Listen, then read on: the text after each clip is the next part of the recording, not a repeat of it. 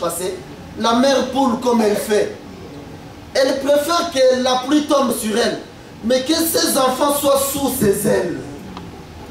C'est ça une mère. Pourquoi Dieu fait ça? C'est parce qu'il veut nous montrer que lui, c'est le véritable mère, c'est lui. Souvent le docteur Gérard dit quelque chose qu'il n'a pas encore développé. Il le dit toujours en volant.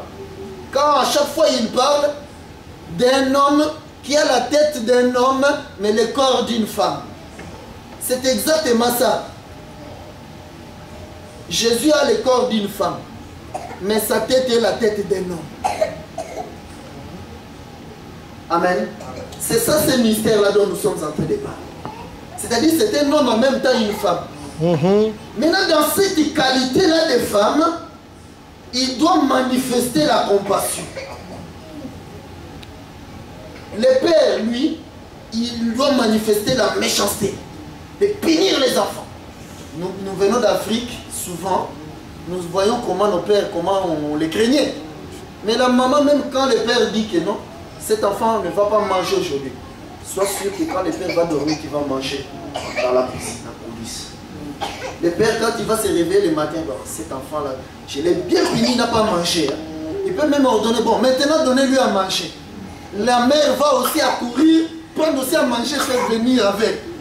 Alors qu'elle sait que non, l'enfant a déjà mangé dans la nuit. C'est ça une mère. Elle a compassion de son enfant. Mais maintenant, ce qui nous intéresse, c'est quoi? Paul vient de dire qu'il est aussi une femme. Amen. C'est là où les choses se compliquent. Paul, c'est un homme. Il vient nous dire que non, non, non, non, non. Je suis une femme. Je souffre de douleurs de l'enfantement. Parce qu'avant qu'une femme donne la vie, parce que c'est elle qui donne la vie, elle doit souffrir les douleurs de l'enfantement. Elle doit même, il y en a parfois même qui injurient l'homme. Ça c'est en Afrique que nous avons vu ça. Elle va injurier cet homme. Mais toi maintenant, moi je souffre. Tu es là, tu marches. Tu es là, tu bois. Tu es là, tu marches. Et moi maintenant ici, je souffre. Mais quand l'enfant prendra vie, elle oubliera tout ça. Amen. C'est-à-dire c'est pour marquer cette douleur de l'enfantement. Comme Dieu lui avait dit que désormais, j'augmente les douleurs de l'enfantement en toi. Voilà pourquoi Jésus, étant aussi une femme, devait passer par les douleurs de l'enfantement. Donc, toutes les souffrances que Jésus a endurées, on a craché sur lui, on l'a frappé, on l'a tapé. Si nous on avait été là, on allait aussi les taper. Parce que c'est une femme qui est en douleur d'enfantement. Amen. Elle doit vraiment sentir cela pour donner la vie. Amen. Voilà pourquoi Jésus n'aime pas qu'on joue avec ses enfants. C'est une mère méchante. Dans la nature, vous pouvez avoir un chien, une chienne, hein, très gentille. Mais quand elle met au monde ses petits, fais attention. Tu peux te dire que non, ça c'est, je suis le propriétaire. Venir toucher comme ça ton enfant, elle va te mordre.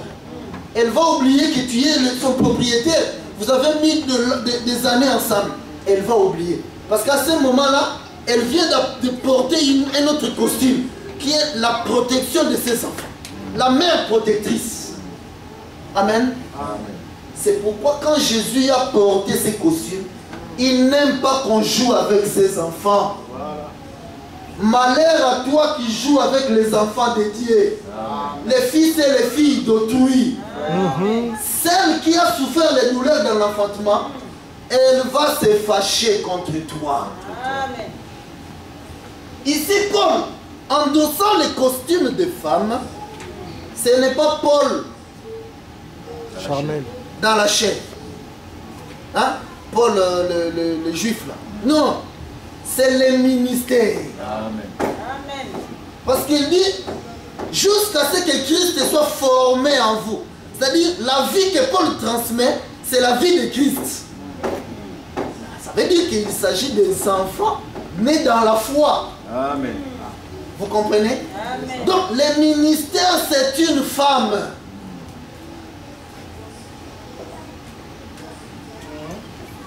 Le ministère, c'est une femme. Amen. Et cette femme peut se mettre aussi en colère. Elle n'aime pas qu'on puisse jouer avec ses enfants. Les mercredis, nous avons touché quelque chose. Nous sommes allés voir les deux prostituées qui se disputaient l'enfant. L'autre prostituée qui a dormi sur son enfant, c'est-à-dire qui a tué son enfant, elle n'a pas souffert les douleurs d'enfantement pour cet enfant-là qui est vivant. Regardez son comportement. Non, non, non, non, non, non. Prends les couteaux comme tu as dit les rois. Divisez-moi, donnez-moi ma part. On ne sait même pas qu'est-ce qu'elle allait faire avec cette partie. Vraiment. La moitié. C'est-à-dire les tripes, tout ça allait être dehors. Il veut faire quoi? Elle allait prendre avec cette partie-là pour faire quoi avec? Vous comprenez son comportement? Oui, oui, oui, oui, tuez-moi cet enfant-là, comme ça donnez-moi ma partie. Mais celle qui a souffert les douleurs de l'enfantement, quand elle s'en est souvenue, j'ai souffert toute la nuit pour... Non, non, non, non, non, non, le roi. Surtout n'ose pas. Je donne cadeau à cette femme-là. Mais au moins, je suis en paix, je sais que cet enfant-là est vivant. C'est ça ce que nous on a fait. Amen. Nous avons fait cadeau à Pierre-Fitte des enfants. Prenez une minute, ne tuez pas ces enfants-là. Au moins nous savons qu'ils sont vivants. Amen. Amen. Un jour. C'est ça. La mère de Moïse a fait ça. Toi la fille de Pharaon, je te donne mon fils. Au moins je sais qu'il est là-bas, vivant. Il ne va pas mourir avec tous les fils, les garçons mâles que Pharaon est en train de tuer. Au moins lui il est vivant. Comme ça moi je suis en paix.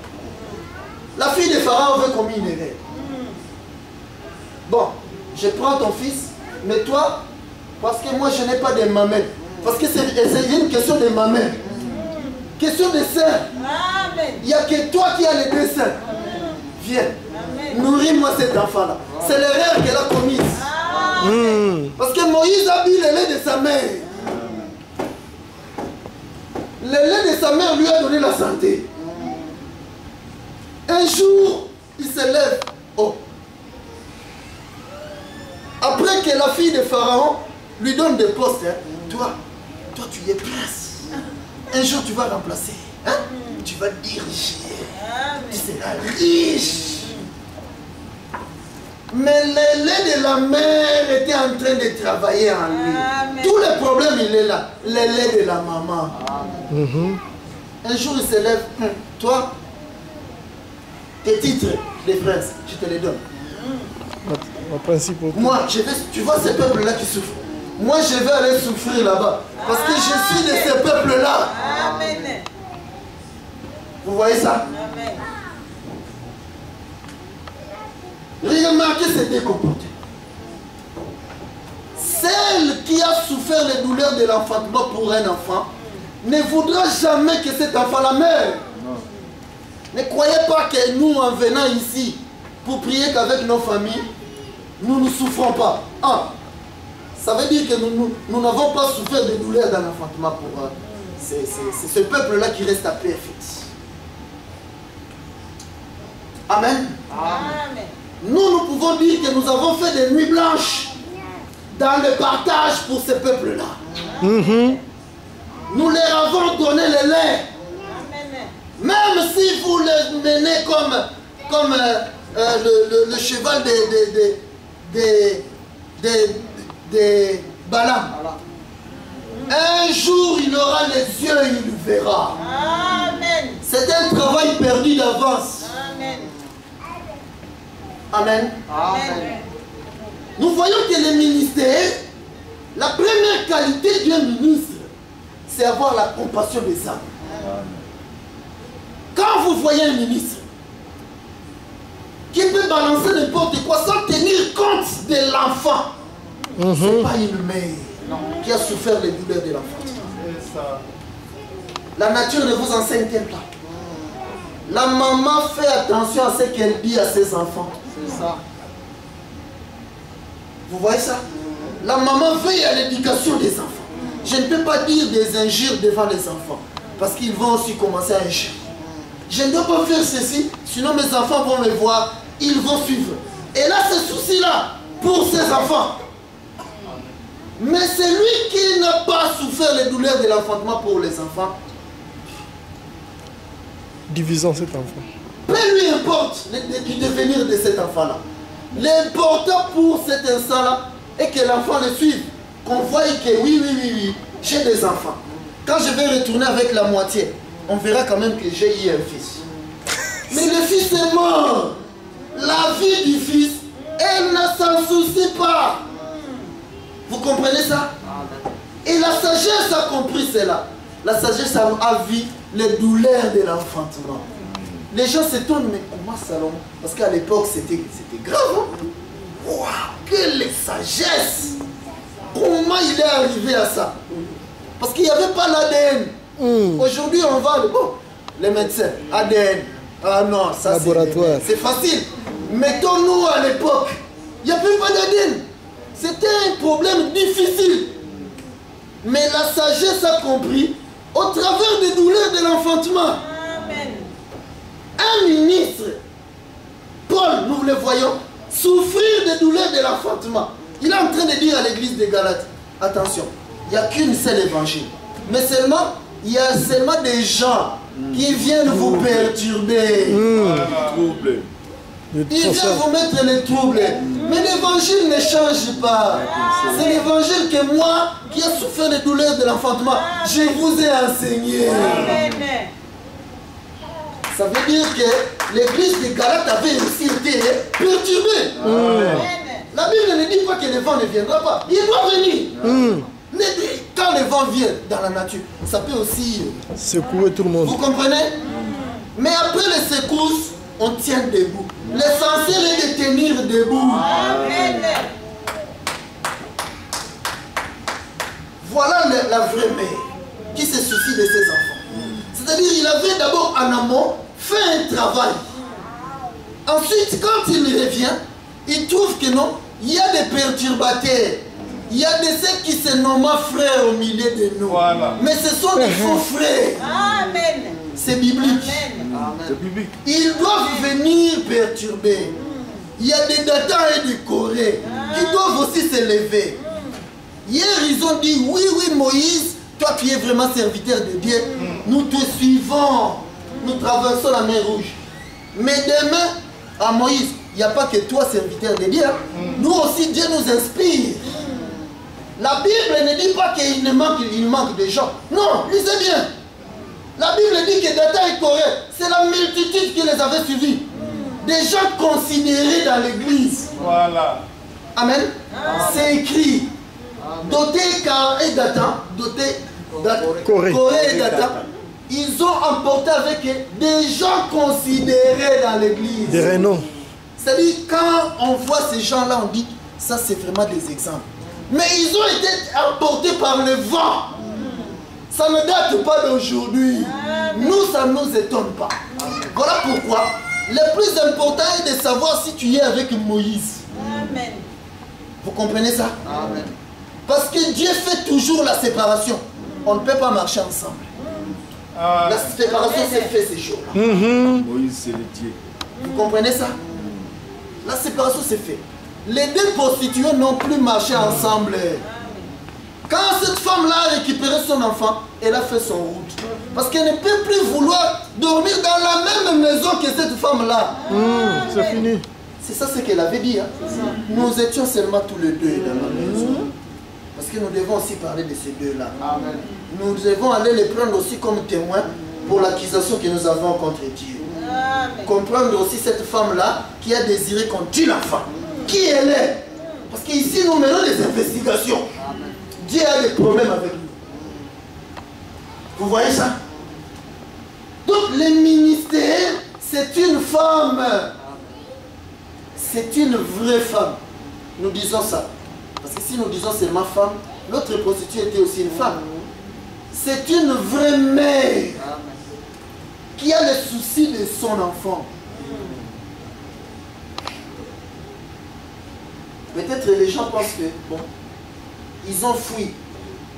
Ils ont abandonné l'église. Non. Nous sommes l'autre femme qui a souffert des douleurs de l'enfantement. Ça, nous le disons au grand jour. Nous sommes la femme qui a souffert les douleurs de l'enfantement. Parce que les gens qui sont venus troubler, commencez d'abord par voir combien d'enfants ils ont mis au monde dans cette assemblée-là. Rien du tout. Aucun. Parce qu'un enfant, c'est celui dans lequel on a formé Jésus. Amen. Oh, quand on forme Christ en toi, tu vas aller dans l'eau des baptêmes. Vous comprenez ça? Amen. Tous les enfants qui restent là-bas, nous sommes leurs mères. Amen. Et nous avons compassion pour eux. Amen. Nous ne les avons pas abandonnés. Seulement nous savons qu'ils ont allaité de nos mamelles. Les mamelles fera son travail. Nous avons confiance en Dieu. Amen. À moins que nous n'ayons pas lâche. Amen. Mais si nous avons lâche, parce qu'Israël avait la promesse. La maman de Moïse avait la promesse. Elle savait que non. Un juif, même s'il est dans la maison de Pharaon, il restera juif. Amen. Vous ne le voyez pas sur la terre. Partout il y a un juif, vous savez ça, c'est un juif. Il n'a pas besoin de venir vous dire, vous savez, moi je suis juif. Non. Allez, regardez seulement ça, c'est un juif. Vous voyez ça? Nous avons formé des juifs. Partout ils seront, même s'ils sont en Égypte aujourd'hui, Pierre-Fit, ils sauront que nous sommes des juifs. Un jour nous devons retourner chez nous. Parce que les juifs retournent toujours. Mais dans la marche, il y a aussi des ramassis. Nous, on n'est pas étonnés de voir certains ne pas revenir. Ça voudra dire que non, c'était des ramassis. Vous comprenez cela? C'est cela le modèle. Tout ce que j'ai dit est biblique. C'est ça le modèle que Dieu nous a montré. Amen. La Bible dit que Dieu ne fait jamais quelque chose sans qu'il l'ait fait avant. C'est ça le modèle. Dieu ramène toujours ce qui est passé. Amen. Dieu a pris la femme. Parce que c'est le dernier costume que Dieu porte. Le costume qui l'amène à venir donner le salut. C'est ça le costume que Dieu porte. Le ministère. Il prend maintenant cela, il donne à l'église. C'est pourquoi nous avons vu Paul parler avec Jésus-Christ. Paul avait le don de vision. Il a vu la vision véridique. Il a vu Jésus-Christ apparaître. Mais est-ce qu'il était sauvé? Lui, il pensait que bon, comme Jésus vient de m'apparaître, mais attends, donc, hein, il va maintenant me sauver parce que les fils de Dieu, quand il viendra, selon les Écritures que nos pères nous ont laissées, il va nous délivrer. Donc maintenant, ma délivrance. Il lui dit, non, Saul, rentre dans la ville, tu me verras là-bas. Vous voyez ça? Paul est rentré dans la ville, il ne savait pas qui il allait rencontrer. Mais c'est lui qui l'a envoyé dans la ville. C'est lui-même qui est parti chercher les ministres pour les lui envoyer. Amen. Amen. On ne cherche pas les ministres, non. C'est Dieu qui cherche les ministres, il t'amène. Amen. C'est ça. Vous voyez ça? Oui. Il commence par t'enlever toi de là où tu es. Il t'appelle. Parce que ça commence par l'appel. Ce jour-là, quand Paul avait pris la lettre de Sanhédrin, lui il croyait que c'est les Sanhédrin qui l'envoie là-bas. Parce que Dieu passe par le voie tortueux pour arriver à ses fins. Les rendez-vous de Jésus et de Paul ce jour-là étaient inscrits dans le ciel avant la fondation du monde. Amen. Mais ce jour-là, il a utilisé les Sanhédrin comme serviteur. Mais pour arriver à ses fins, tout ce qui lui importait, rencontrer Paul. D'habitude, il prenait les lettres du Sanhédrin, il allait arrêter les chrétiens. Lui, il croyait ce jour-là aussi que c'était pareil. Oh, ce n'était pas comme d'habitude ce jour-là. Il a reçu un appel. Et sur la route, sa vie a changé. Comment? Dieu ne change pas dans sa façon d'agir. Quand Paul rentre dans la vie, lui, il va maintenant chercher le salut pour lui. Il avait déjà préparé d'avance un serviteur. Parce qu'il faut qu'il y ait toujours un serviteur dans la vie. Amen. Sinon, il n'allait pas envoyer Paul dans cette ville-là. Mon serviteur Ananias, je t'envoie, je vais rentrer en toi parce que moi je suis esprit, je ne peux pas donner la vie. Parce que la vérité c'est celle-là. Dieu ne peut pas venir en esprit donner la vie. C'est impossible. Non. Alors je vais rentrer dans toi pour aller délivrer mon serviteur Paul.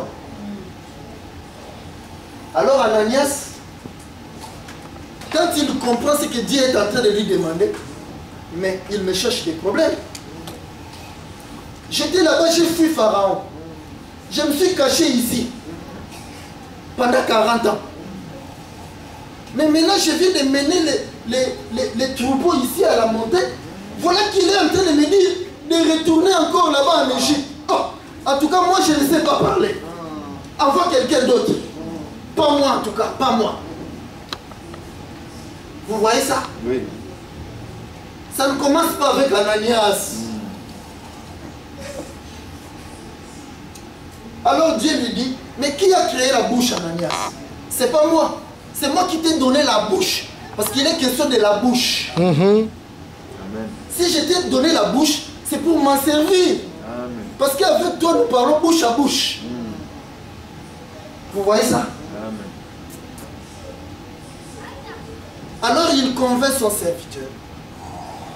Il l'amène auprès de Paul. Il se présente auprès de Paul. Que c'est Dieu qui m'a envoyé. Ça c'est merveilleux, ça j'aime beaucoup ça. C'est-à-dire, la grâce de Paul s'appelle Ananias. Amen. Amen. La grâce de Paul, c'est que Dieu ait pris Ananias et lui ait donné comme cadeau. La grâce de Paul a un nom, Ananias. Après cela, on n'entend plus parler de cet Ananias-là. Il a fait son boulot. C'est-à-dire que tout le travail que Paul a fait, c'est Ananias. Mais on ne parle pas d'Ananias. On parle de Paul, qui est monté aussi comme Moïse au 3e siècle. Amen. Mais il fallait qu'il passe par les mains d'Ananias. Voilà. Oh, je vois mal Paul venir dire du mal d'Ananias. Non. Il ne pourra pas. Non. Qu'un jour Paul vient dire, non, Ananias, je crois qu'il est fils du diable. Non. Si Ananias est fils du diable, tu l'es aussi. Voilà. Parce que c'est lui qui t'a enchanté. Amen. Amen. C'est comme ça. C'est lui qui t'a enchanté. Jésus n'avait pas parlé du mal de Jean-Baptiste. Il n'a fait que des loges de lui. Amen. Mais si vous voyez quelqu'un dire du mal de sa mère ou de son père, déjà c'est quelqu'un qui vient pétiner les Écritures. Parce que la Bible dit que honore ton père et ta mère. Amen. Quand tu vois ton père mis dans la rue, la première des choses, tu vas faire comme les fils de Noé. Oui, voilà. Tu vas prendre l'habit, venir le couvrir. C'est par après que tu viendras dire au père, toi tu nous fais la honte. Quand tu t'exposes nu, mais c'est nous que tu exposes nu. Tu peux même te fâcher contre ton père. Mais après l'avoir couvert, Amen. C'est ça les familles. C'est ça la nature qui nous enseigne. Même si ton père devient fou sur cette terre, vous serez toujours là à les garder à la maison et à les couvrir. Même fou, vous n'aimerez pas qu'on voie sa nudité. Voilà. Amen. Parce que sa nudité, c'est votre nudité. Mais cela ne veut pas dire que vous n'allez pas les conseiller. Non, ne refais plus ça parce que tu nous fais honte. Vous direz cela. Mais après, mais c'est lui qui n'est pas son fils. C'est ça. Qui va l'exposer. Le problème est d'être fils. Le problème c'est être fils. Tout le problème il est là. C'est d'être fils. S'il ne t'a pas engendré, c'est alors que tu feras cela. Amen. Mais s'il t'a engendré, tu ne feras jamais ça. L'ombre nous l'enseigne. Ton père, tu n'aimeras jamais cela. Qu'on le voit uni. Parce que c'est la nudité de toute la famille. Certains pensent que non. les fils de Noé, en couvrant Noé, donc ils ont dit à Noé, continue de boire et de rester nu. Loin de là. Loin de là. Amen. Mais ils ont évité que tout le monde voie la nudité de leur père. Mais par contre, celui qui a vu sa nudité, la malédiction est tombée sur lui. Amen. Dieu ne change jamais. Amen. Celui qui voit la nudité du père, la malédiction doit tomber sur lui. Jésus-Christ est le même hier, aujourd'hui, éternellement. Amen. Alors la mère dit à son fils, mon fils, toi ton problème, seulement m'écouter et faire ce que je suis en train de te dire. Tu n'as que ces deux problèmes-là. D'abord m'écouter, ensuite faire ce que je te commande. La Bible dit que c'est un commandement. Amen. Lisez bien, c'est un commandement. C'est-à-dire, la mère, elle sait que moi j'ai compris la prophétie. Toi, tu ne sais rien. Alors écoute-moi et fais. Voilà. Arrête-toi là. Amen. Amen. Si la malédiction est là, elle doit tomber sur moi, pas toi. Toi, tu es innocent. Amen. Toi, c'est ma fait. Voilà. C'est ça la mère. Alors nous voyons Jacob aller maintenant chercher les chevaux. Prends les deux chevaux. Viens avec. Il donne à sa mère. Parce que c'est la maman qui connaît les goûts du père. Déjà quand le père disait au fils aîné, tu vas me préparer la nourriture comme j'aime. Vraiment. Fallait qu'il lui dise, mais attends papa. Ta femme est là, non? Il y a un problème. Hein? Depuis quand moi j'étais déjà fait la nourriture que tu aimes. Ta femme est là. Alors que maman est là. Elle n'a même pas voyagé. Non. Il est un vierge. Il allait comprendre qu'on est en train de les chasser. De l'éloigner. Mais lui, sans réfléchir, il est parti vite parce qu'il voulait la bénédiction par ses efforts. Vous voyez ça? Mais la maman qui connaît les goûts gustatifs du père a dit à notre fils, le fils qui trouvait que non, déjà moi je ne mérite pas la bénédiction.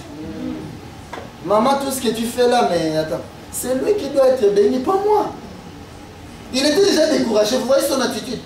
Mais c'est la mère lui dit, non, toi, écoute seulement et fais. Obéis. Obéis seulement. Laisse-moi faire le reste. C'est moi qui connais cet homme. Je suis marié avec plus de 40 ans. Nous avons vu encore une autre maman. Elle vient dire à Esther, toi, c'est moi qui connais le roi. Toi, écoute seulement et fais. Vous voyez cette maman-là? Mardoché. La différence entre Esther et les autres filles qui concouraient, c'est que Esther, elle avait la maman qui connaissait les goûts du roi. Et cela a fait toute la différence. Tout ce qu'Esther a fait, écoutez et faire. Vous voyez ça? C'est le ministère qui connaît Dieu. Amen. C'est ça. Toi, écoute et fais seulement. Amen. Et le ministère, nous l'avons.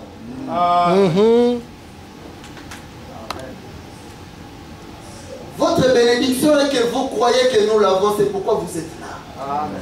C'est ça votre bénédiction. Amen. Amen. Amen. Alors la maman fait le main comme son mari aime.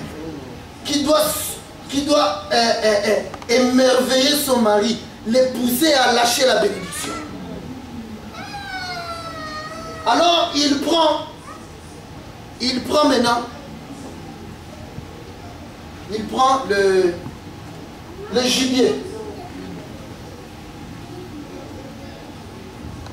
Parce que le gibier, nous savons déjà que c'est Ésaü. Amen. Amen. Alors il prend la peau d'Ésaü. Il vient vêtir Jacob.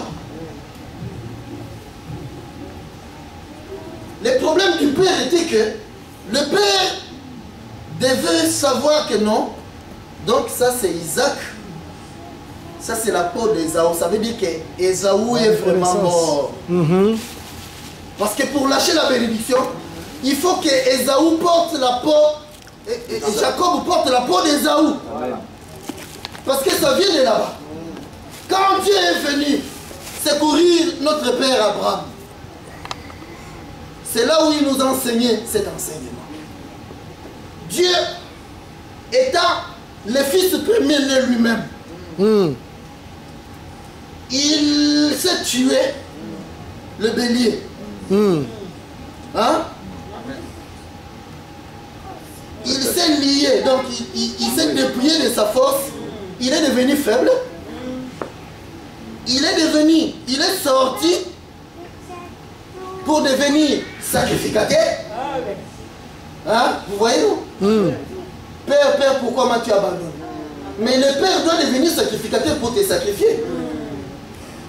Alors, il s'est tué encore lui-même. Alors, le sacrifice était agréé. C'est ça le sacrifice. C'est le fils aîné qui doit mourir. Vous voyez ça? Alors, le père vérifie. Ça, c'est Jacob, le menteur, qui est en train même de me mentir là. Mais le problème est qu'entre lui et moi, il y a la peau. Et l'odeur. La peau du fils aîné. Parce que ça doit être la peau du fils aîné. C'est-à-dire qu'avec cette peau, ça veut dire que non, ma puissance est liée. Je ne peux pas me fâcher. Vous comprenez ça? Amen. À cause de la peau. À cause de la peau. Amen. Amen. Alors le père a lâché la bénédiction. Mais ce qui nous intéresse ici, c'est quoi? Parce que nous vérifions aussi l'heure. Jacob et Ésaü, la Bible nous dit que ce sont des jumeaux. Ce n'est pas n'importe qui. Amen. Amen. C'est ça qui doit nous intéresser. C'est-à-dire que nous devons aller ouvrir d'autres chambres, là où les autres ne peuvent pas arriver. Jacob et Ésaü, ce sont des jumeaux. L'un est mort pour l'autre. Vous voyez ça? Maintenant, quand Jacob est parti se marier, quand il revenait, la Bible dit que Ésaü l'avait appris. Et il est venu à la rencontre de Jacob. Nous venons de lire que quand ils sont arrivés, qu'il est arrivé devant Jacob, Jacob s'est prosterné devant Ésaü. Et il a appelé mon Seigneur. On le lève. Amen. Amen. Mon Seigneur, il dit que moi je suis ton serviteur. Amen. Ça veut dire que Jacob comprenait De la bénédiction. l'acte que son grand frère a fait pour que lui ne reçoive la bénédiction. Amen.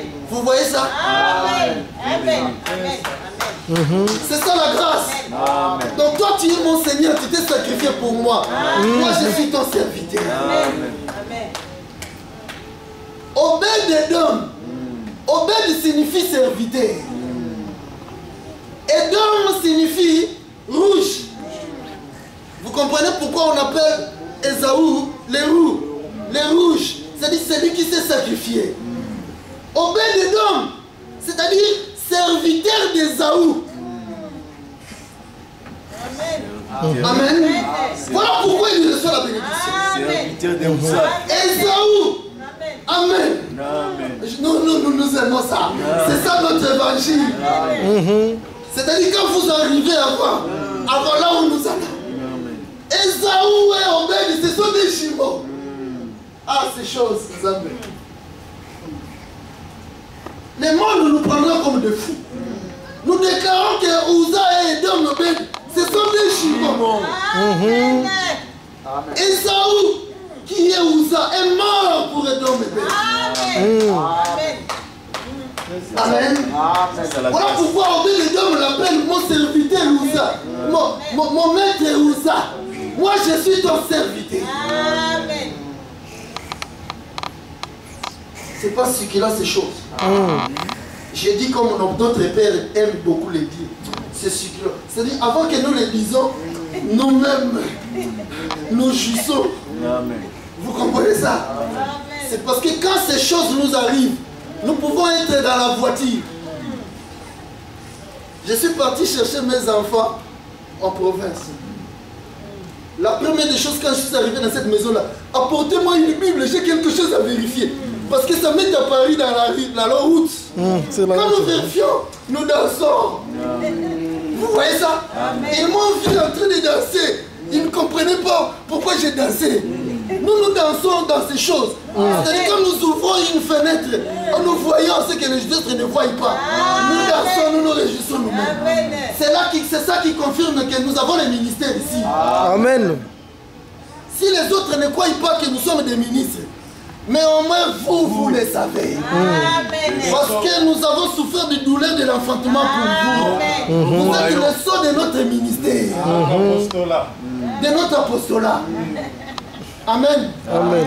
Les gens peuvent dire, si on a contesté Moïse, et pas nous, et comment pas nous? Si on a contesté lui-même Jésus, Amen. toi tu es Belzébul.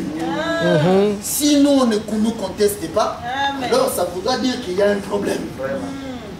Au contraire, quand on nous conteste, ça nous conforte. Réconforte, Amen. ouais. Donc nous déclarons que Uza et Obed, ce sont des deux jumeaux.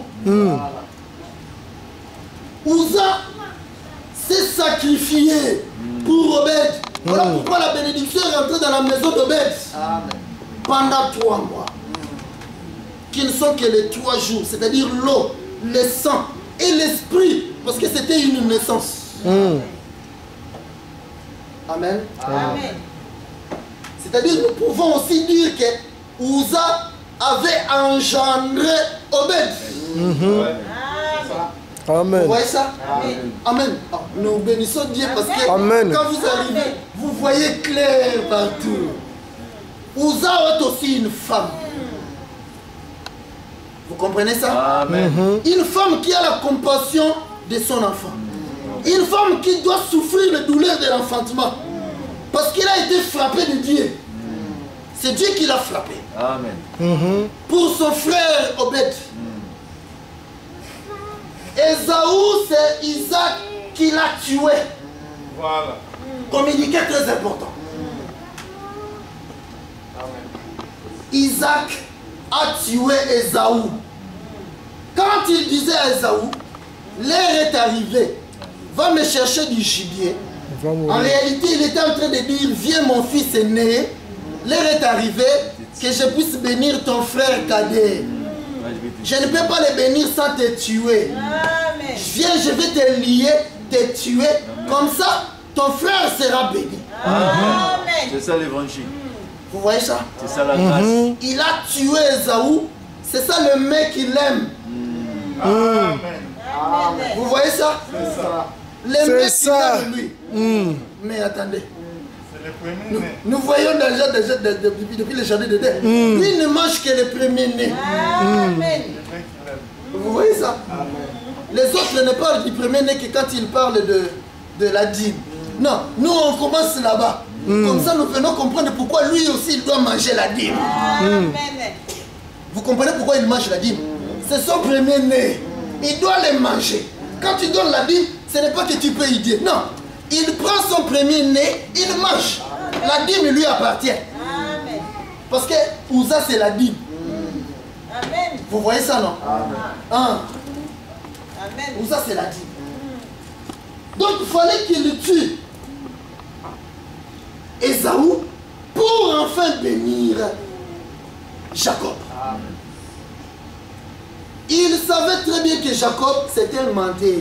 C'est pourquoi pour que Jacob sache qu'il sait que lui, dit que la voix là, c'est Jacob. J'ignore pas. Vous comprenez ça? Mais toi Jacob le menteur, la seule chose qui te sauve, c'est la peau d'Ésaü. Parce que je ne peux lâcher la bénédiction que quand tu es dans la peau. La peau. La peau, c'est le vrai enseignement. Amen. C'est la doctrine. Amen. Et ici, nous avons la vraie doctrine. Amen. Amen. Nous avons eu des enfants. Ces enfants-là pensent que la maman a oublié la doctrine. Communiquer très important. Faites-les passer par les autres. La maman, le ministère ici, n'a pas oublié la doctrine. Jamais. Les paix de doctrine que tu connais, c'est nous qui te l'avons appris.